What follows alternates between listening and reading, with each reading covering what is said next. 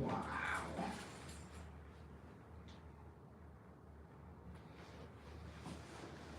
I'll probably let her wrap that up.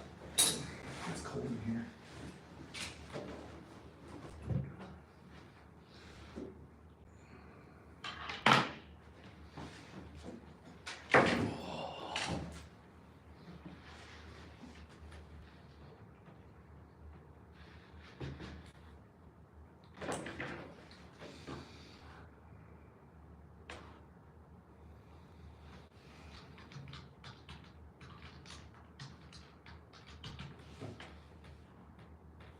First on the agenda, rage quitting. Have you ever heard of rage quitting?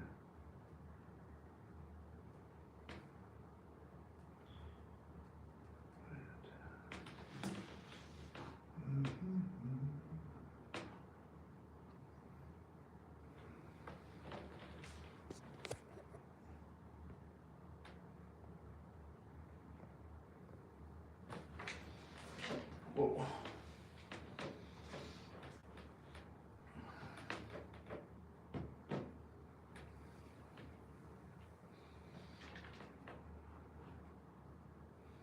No internet. Battery internet. Freaking hot. There's it is. Alright. Quitting. Oh, look at that there. Whoa. So first on the agenda is rage quitting. Like, what the hell are you searching rage quitting for? Okay. So I teach anger management, and a lot of the times when it comes to anger management, this hair is just too much. I need a haircut. When it comes to anger management, you need to have all the way updated information. So the best way to do that is to dedicate yourself some time to research. You always have to research. And if you don't research, then it's like you don't know what the hell you're talking about. Because what might have happened today or worked for today doesn't mean it's going to necessarily work for tomorrow. So, first on the agenda, like I said, rage quitting. You're like, well, what the hell is rage quitting? So, talks about anger being an ugly emotion. After a few months of relentless deadlines, condescending colleagues, and destructive meetings, you might feel it simmering in the back of your mind. Then, as frustrations pile up, you reach a boiling point. If one more thing goes wrong, you're gonna quit. It's like, well, thank you. My goodness. Dan Mann, thank you. My goodness. It's like, it's funny because we never talk about rage quitting. We never talk about, hello. We never talk about like working at a job to the point where you're just like, I'm done. I'm sick of it. I'm tired of it. I'm done. And it's funny because in our world today and in our work environment world, it's like we take it and we take it and we take it and we take it, and then finally someone says something just at the right moment at the right time, and it just pisses us off to no end, and we're like, you know what? I'm done. Right? That's funny. So quitting in the heat of the moment is called rage quitting. In a perfect world, you wouldn't have reached this point, but too often work is a source of chronic stress of employment, which can lead to irritability, fatigue, and difficulty regulating emotions. Which is like no duh. you say something, and it's like funny too, because you ever have coworkers that you tolerate them. It's not necessarily that you like them, but it's like not that you don't like them. You're obligated to work in an environment with them because they also have the same roundabout job. And it's like sometimes we have coworkers who just take that as an advantage, and it's like, well, you have to like me. It's like, you're at the military right now. No, you're definitely in it. It's like, and it's funny too because what I've noticed from my experience of being an anger management specialist, it's like, because that's what I do, is there's not a lot of help or like techniques of someone that is in the military or teachers. If you go to any like LPCs or LCSWs, if you don't know what that is, they're therapists. LCSW, that's a license to practice social work. LPC is a license to practice counseling. And a lot of them actually in their schooling, they have to get a master's degree to actually practice as therapists. They don't have a lot of back history of training as an anger management, like, or in anger management or conflict resolution. Maybe one class, maybe their underdegree, but right? I've been doing the opposite, trying to figure myself out. You, me, and everyone in between. Holy snarkies, man.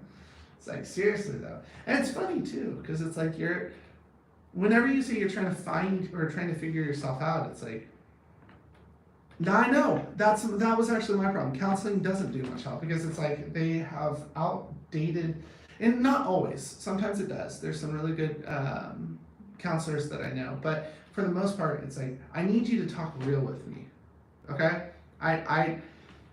I need you to be honest. If I'm full of shit, I just need you to hold me accountable and say, hey, look, buddy, you're full of it. Like, cut it out.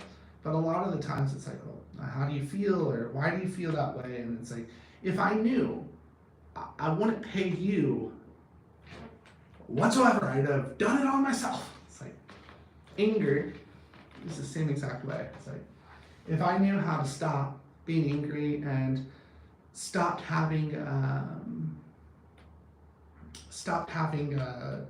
the urge to hit people with my freaking car, then I wouldn't have to pay someone. But it's like, people come to me and they're like, I'm in traffic and I can't stand slow drivers. It's like, I don't know what the hell to do. It's like, well, thank you. I think you're a cool individual as well. Counseling doesn't do much help. So it does to a point, right? Exactly. My kid does counseling. She don't get him to talk. It's like, okay, here's the crazy part.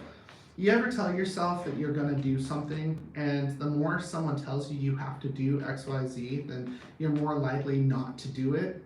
It's like, the best approach that I've seen with people that don't want to talk, it's like, one, you can't force them. You can't force anyone to do anything that they want to do, but it's like, okay, if you don't want to talk, then we have to do something to fill the void of time. Like, I'm getting paid regardless, so how about we play a freaking game?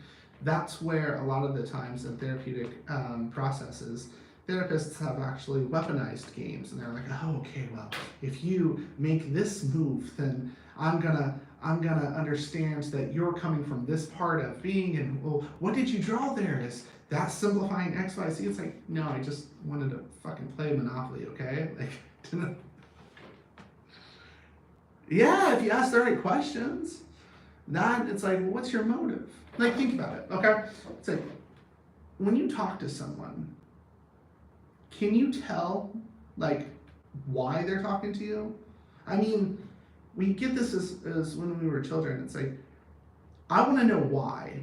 I want to know why you're spending time to try to talk to me. I don't want any of this bullshit of you, like, filling my head with gas. Like, that sucks. It's like, what do you want from me? Asking the right questions. What are the right questions? That's another really big question. Big question. So many questions. I think honestly what we actually need in the world, this is just my opinion, is maybe more authenticity. Maybe people being more genuine. And it's like, you have all right to be angry, you have all right to feel whatever the hell you want to feel, but like,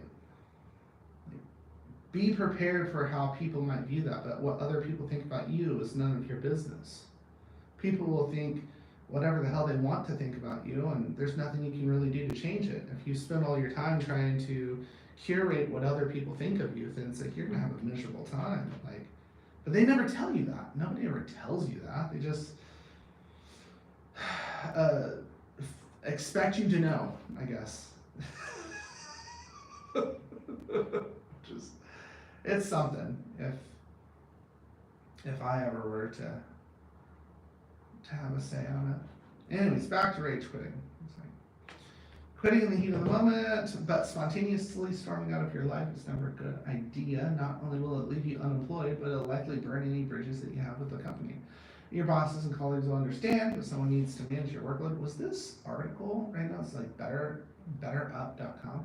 Like, was this article written by someone from corporate? Like, half the time your coworkers don't give a shit about you, and like, ruining bridges, like likely burn any bridges you had within the company. Like maybe I don't want to come back. It's why whenever the conversation, um, the conversation comes up to someone should put in their 2 weeks, it's like, one, are you leaving the industry? Because if you're leaving the industry and like, or they're not going to give you a good reference anyways, it's like sometimes you just need to go. You know what? For my own well-being, I gotta go. But always have a backup plan. What does the comment say? I think it's a lot of asking the right question. That's the big question: is what questions to ask. Well, if you really want to know what questions to ask, I'd have to ask you, what the hell do you want to know? See, my dad actually said it best. I went and seen him. He lives in Nevada. I live in Oklahoma. And he asked it. He made a statement that he knows a lot about chemical engineering, and he's like, I mean, if someone knows something about anything with chemical engineering, it's like he's like stupid brilliant mind. And he went to a meeting once, and they were like, well, tell us what you know. And he's like, it doesn't work that way. It's like, you have to ask me what you want to know, and then I can answer. I can't do this whole just open the book. It's like, that does a plethora of answers. The question that you want to ask, or that you should curate and try to figure out to ask, are the questions that you really want to know. Like, for one, if your kid is going to counseling, it's like, why are they going to counseling? What are they actually needing help with? And like, sometimes kids don't want to talk. And if you're concerned with their well-being of growing up, then it's like sometimes being direct and saying, hey, are you okay? I know I might be dad or mom, but like, you okay? And then being honest with them from the get-go. A lot of the times it stems from divorce or separation, and so they're already confused as it is. So sometimes just being straight. Quitting jobs is a problem. Now, quitting jobs for you, or just quitting jobs in general? Because sometimes I'd rather quit a job rather than punch you in the face. If you get angry enough to leave your financial income, then something is wrong. My son has ADHD, so school tells us that he has too much energy. Okay, I'm gonna go on a limb here. It's like, I experience ADHD too.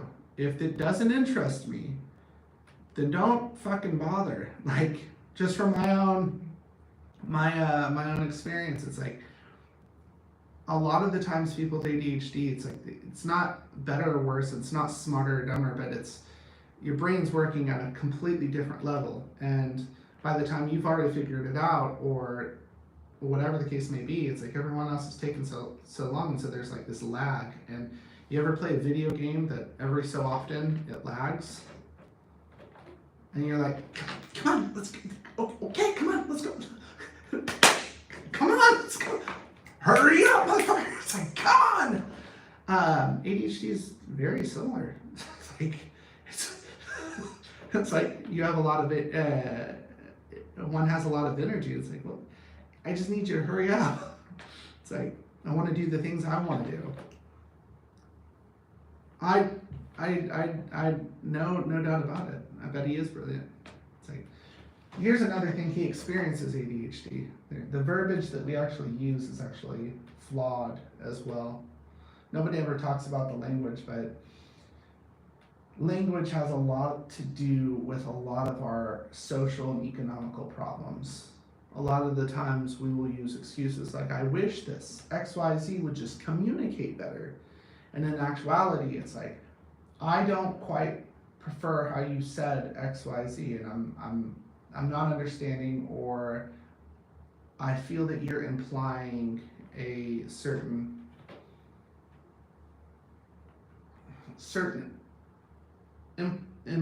you're implying something uncertain to me that I need you to clarify, and we don't clarify as a society anymore.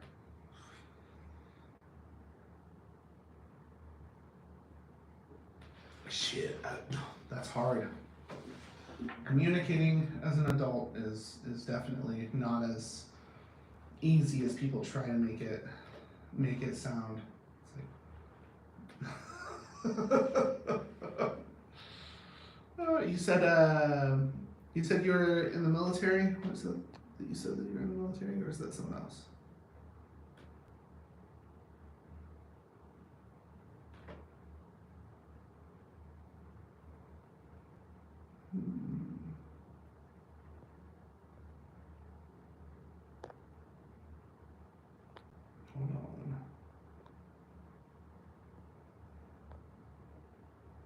It was someone else.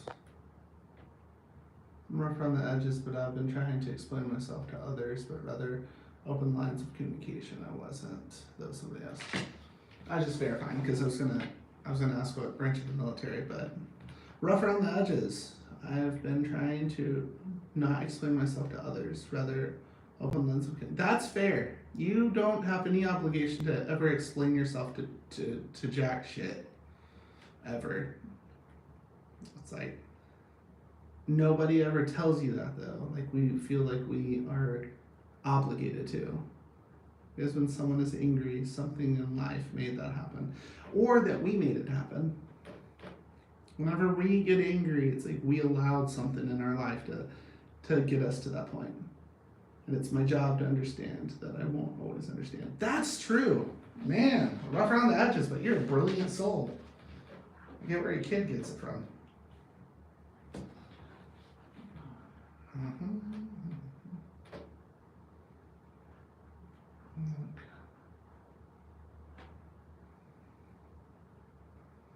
Yeah, triggers could be. Triggers definitely could be a case. I think a lot of the times whenever it comes to triggers, it's like the words plausible deniability come to mind. Plausible deniability is if I don't say it, then I don't acknowledge it, and I can play the devil's advocate of saying I'm ignorant and I don't know. But the moment that you say, hey, I know X, Y, Z triggers me, then you've blown your plausible deniability. And it's like, if you know that driving at 5 o'clock and slow drivers really piss you off, then it's like, you're gonna have to curate your lifestyle and your schedule to that. If you don't, then it's like, in a lot of ways, you're doing it to yourself. So it's wild because we never put it in that manner, and it's like, well,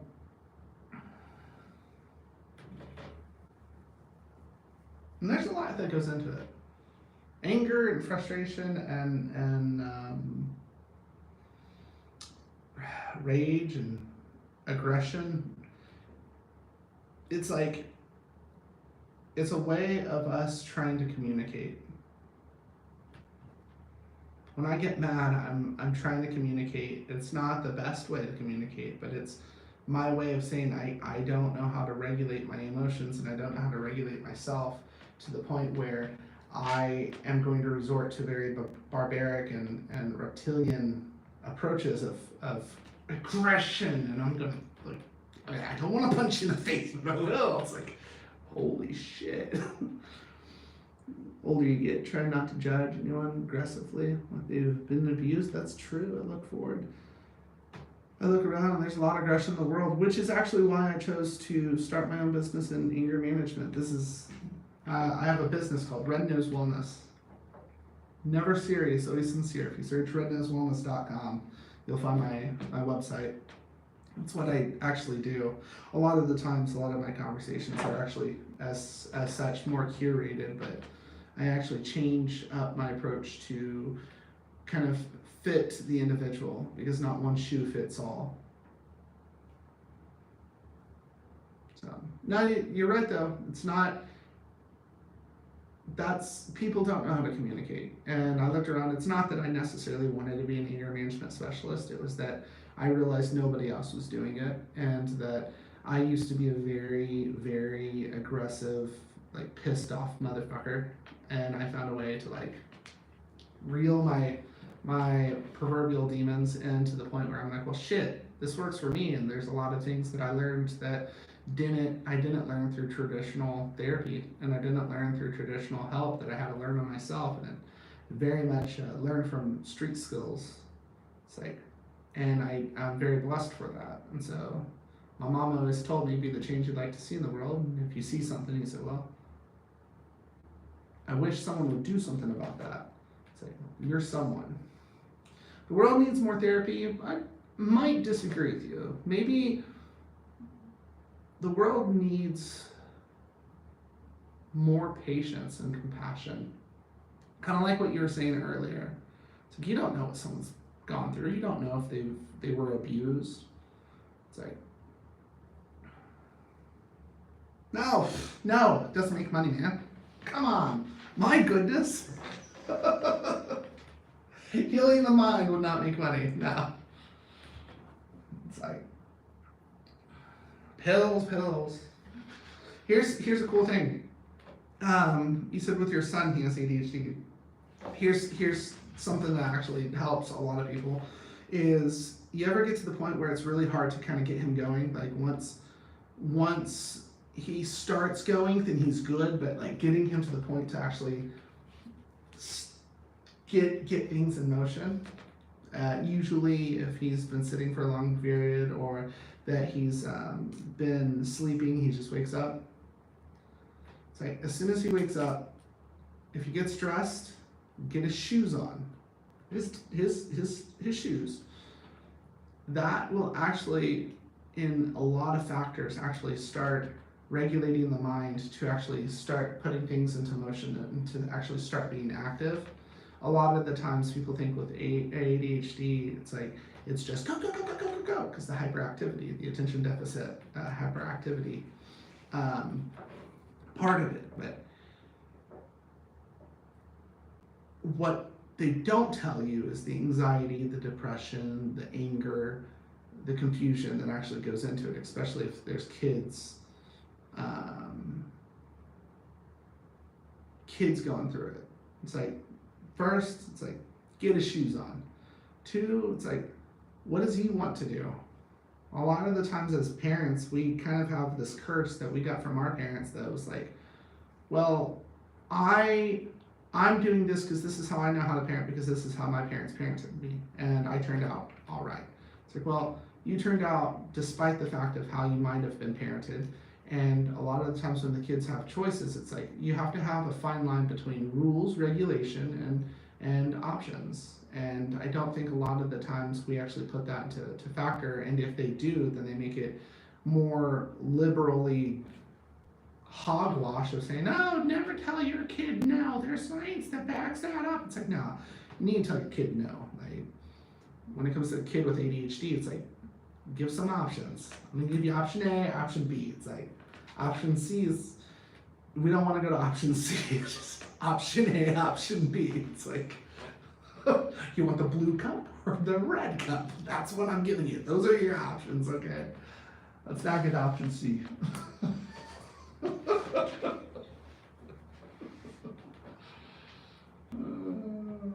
kids now. You know what's crazy? I heard this the other day, and actually it's very true. When we're in school is the only time that we are around kids our age. Yep. The only time we are ever in a collective, big group of as human beings of the same age, around about, is when we're in school. And then we put them in a little small box, and we control the narrative of whatever the hell they're learning that may not even be relevant. You need to learn from the past, but there's a degree of that. It's like, really though? And it might not even be true. And then we're like, sit still and do this. And I want you to pay attention. And I want you to, it's like we're building robots. Like, maybe your kid is getting in trouble at school because he has so much energy because he just is thinking for himself and doesn't want to be a robot.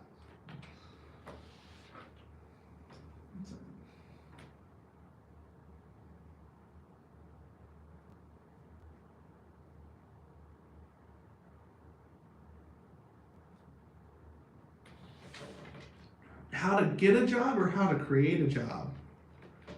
Don't let simple education keep simple people. Teach kids how to do taxes. Teach kids how to learn math and science and English, real life situations such as tax returns, yes, and how to make a job. See, there's one thing of working for someone else, and then there's something about working for yourself. If you work for yourself, you get to do a YouTube live for whatever the fuck reason you can come up with as such, and talk to wonderful souls that could be anywhere from Texas to Shanghai. It's like Common Core, it's like common robotics.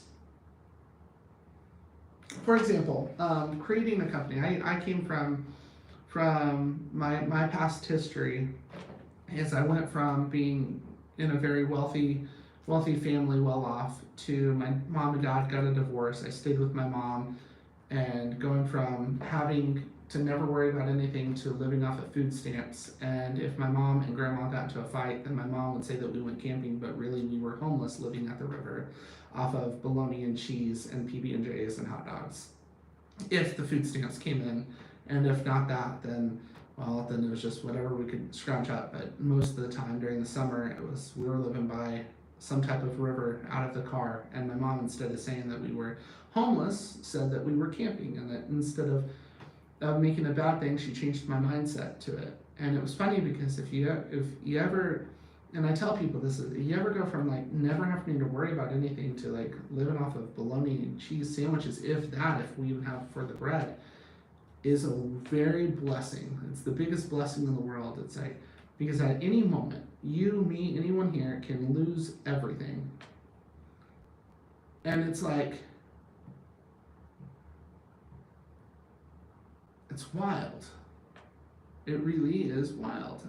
With all of that being said, it's like the one thing that I'm blessed that my mom taught me that I think that she had to learn in real life in real time, was that she also realized that the system is very robotic.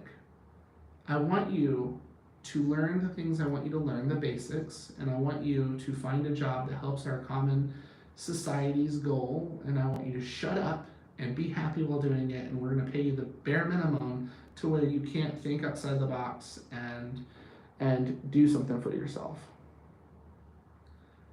Up until my life experiences, I started realizing that nobody knows what the fuck they're doing. Nobody knows what they're doing. Nobody's like 100%. You think they are, but they're not. It's like we're all just trying to figure this shit out.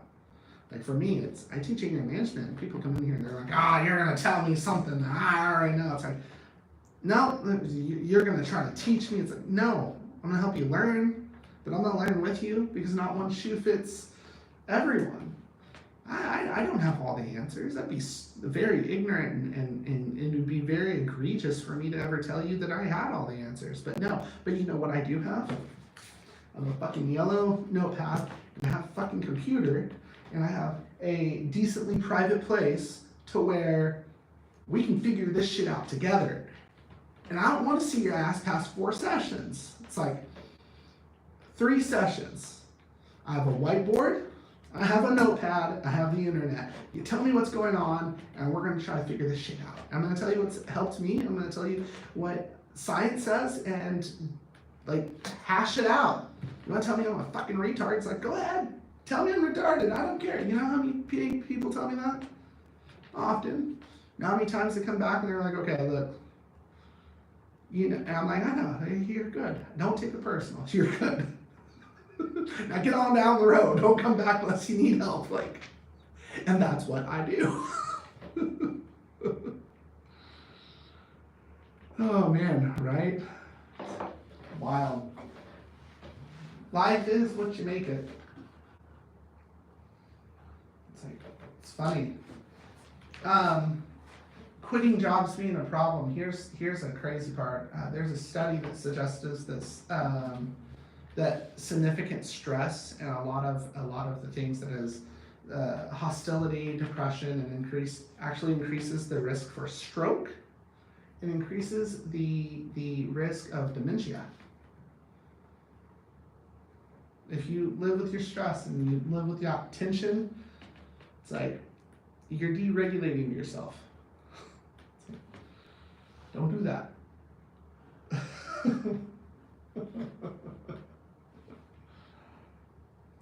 Wow. Life, man, I tell you. Oh my gosh. I am at Well, you work in a restaurant. I've worked at a Bill and Ruth's, which is a sub sandwich place, and I have worked at a Olive Garden. I've worked at an Olive Garden as a busser and a server. So, and then at Bill and Ruth's, when I was younger, I worked at a Bill and Ruth's, a sub place, and I can tell you that working in a restaurant or even of the sort with food was not my niche. I thought that I heard the owner tell me to cook 7 onions and put them in the microwave. He said potatoes. I thought he said onions. The smell of microwaved onions is horrible, and the look that the boss gave me after he realized that I just cooked 7 onions on high for like 10 minutes, and the smell and the look he gave me is even worse. I tried.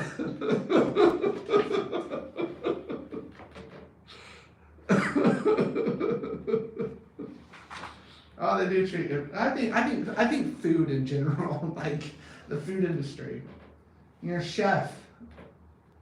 It's like a majority of the chefs I knew actually ended up doing cocaine.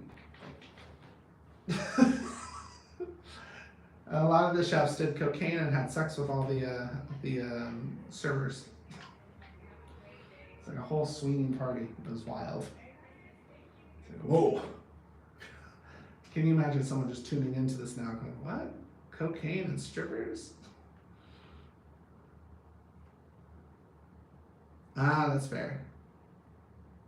Yeah, I know they do drugs. Everybody knows they do drugs. How do you think your food tastes so good? Like, come on. Oh, there's Karen again walking into the restaurant. Hey, you got any of those special mushrooms? It's like, last time Karen was a little happy when she left. I'm kidding. That's a horrible joke. Don't listen to me. Someone's gonna watch this and be like, he's endorsing putting magic mushrooms in people's food at a public restaurant. It's like, take a fucking joke, okay? Not you, but anyone in the future watching it. It's funny I say that. We have too many disclaimers on everything. Like, what happened to fuck around and find out? I really like the philosophy of fuck around and find out. Like, I really do. I'm like, if you're stupid enough to do it, then like, go for it. No, they can't joke. It's why the Joker with Heath Ledger, it's why the Joker actually ended up being so resonant with so many people. The why so serious? It's because it's like there's truth to that. Like, all work and no play makes Jack a dull boy.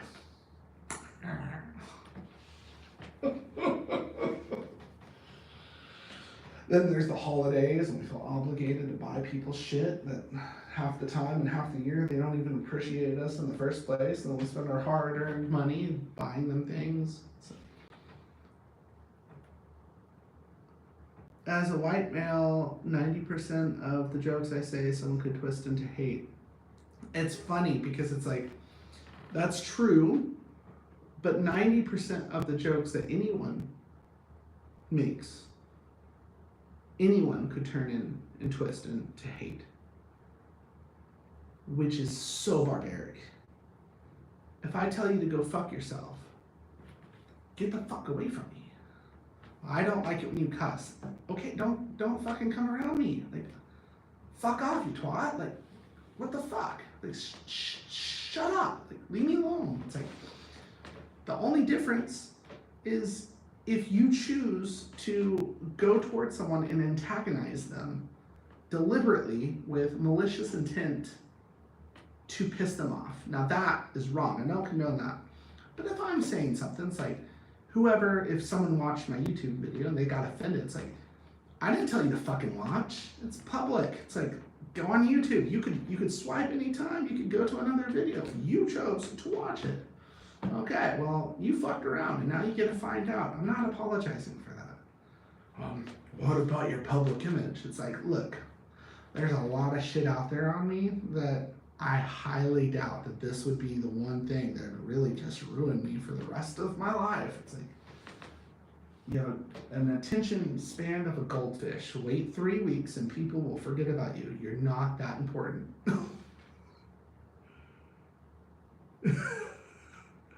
Oh my God, you're from the 90s. I was born in 94. I'm from the 90s. We never played victim. We played, or we didn't, you know? Yeah, right? 94. I'm 30 years old. I remember riding home when the lampposts came on. You know, that whole, like, people use that as an analogy. Hey, cool, my goodness, you're my elder by 4 years. It's like, you know what I'm talking about. It's like, did you ever get the shiny Charizard though? That's the real question.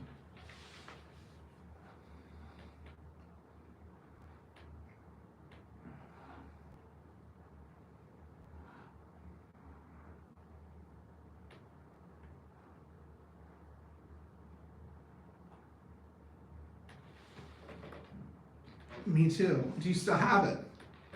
I had a few Charizards that got stolen. Oh shit. Okay, look. If that was for me, I'm sorry. I told you before. My past history doesn't always have the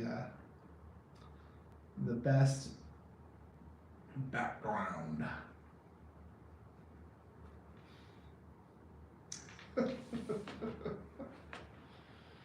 Oh my goodness.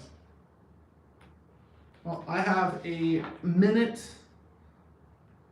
My cousin took them. Well, I am going to get off here. I am actually about to go live on Instagram, and then I'm going to do that for about 35 minutes, and then I'm going to go live on Facebook. It's all under just Jeremiah Callihan or Red Nose Wellness, or if you subscribed. So if you do, I will talk to you soon.